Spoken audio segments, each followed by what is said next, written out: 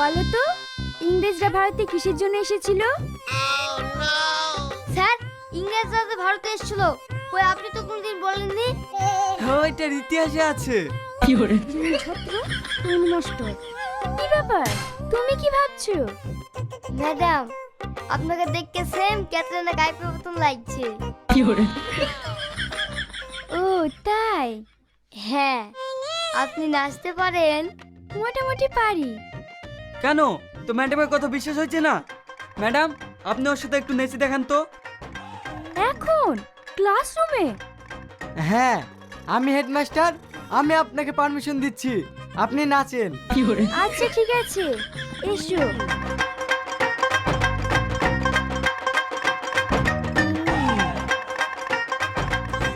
আমার দিলে রানী রে, তোকে ছাড়া ভাল লাগে না কেন জানি রে।